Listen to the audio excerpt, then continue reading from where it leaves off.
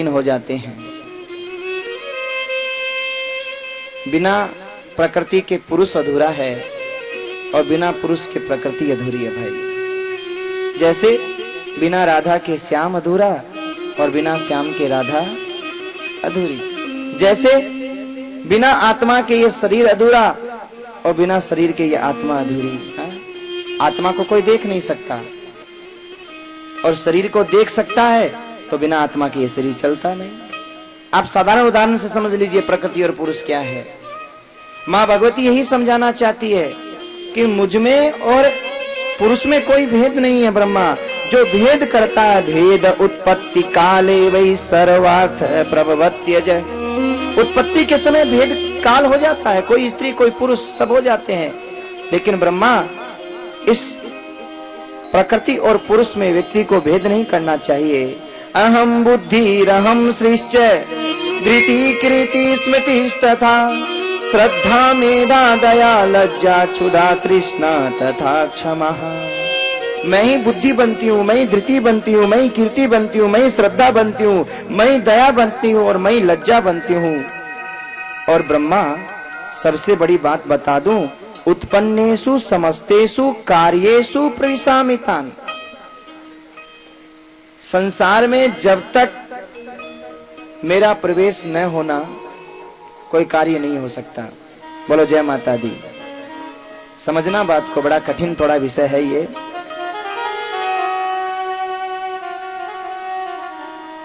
कि जब तक मेरा प्रवेश न हो, जैसे उदाहरण के लिए ये पंखा चल रहा है,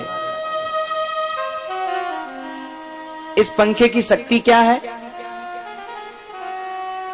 बोलो जय माता दी। इस पंखे की शक्ति क्या है? इसमें आने वाला विद्युत का वो तेज जो इसको घुमा रहा है। मानो ये पंखा हो गया पुरुष, लेकिन जब तक इसमें वो विद्युत प्रवेश नहीं करेगी, वो शक्ति प्रवेश नहीं करेगी, तब तक ये पंखा नहीं चलेगा भाई। हाँ, बस यही माता जी कहना चाहती हैं। उत्पन्नेषु समस्तेषु कार्येषु प्रविशामिताम् करोमि सर्व कार्याणि निमित्तं तं विधाय। और ये अगला श्लोक तो बहुत सुंदर है भाई। हाँ, बहुत अच्छा, आपकी समझ में आ जाएगा इस श्लोक से कि शक्तिहीनम नरम ब्रूते लोकश्चेवाति दुर्लभम रुद्रहीनम यथा सर्वे न वदन्ति नराधमः। व्यक्ति कमजोर हो जाता है,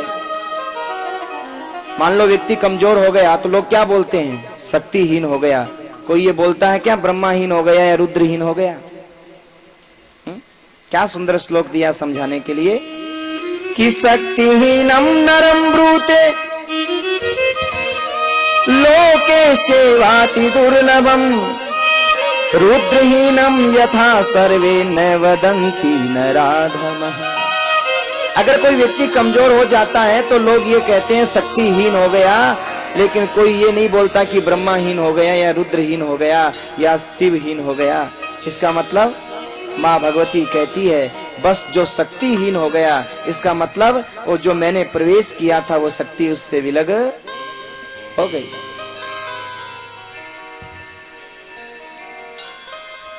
हे ब्रह्मा, मेरे 3 रूप हैं, निर्गुण निराकार, निर्गुण साकार और सगुण साकार। देखिए भाई समझिएगा, थोड़ा कठिन विषय चल रहा है माँ भगवती और ब्रह्मा का। अब दोनों ही महान ज्ञानी हैं, तो अब ज्ञानियों की तो बातें ज्ञान जैसी होती है ना भाई, तो अब समझने में थोड़ी कठिनता होती है। फिर भी कोशिश यही रहती है कि सरल से सरल उस बात को सरलतम बना करके आप लोगों को बताया जाए, कोशिश यही रहती है। इसलिए बहुत सोच विचार करना पड़ता है मुझे। माँ भगवती ने कहा मेरे 3 रूप हैं, निर्गुण निराकार, निर्गुण साकार और सगुण साकार। अब आपको ऐसे समझ में नहीं आएगा, उदाहरण से समझोगे तब समझ में आएगा। जैसे ये बिजली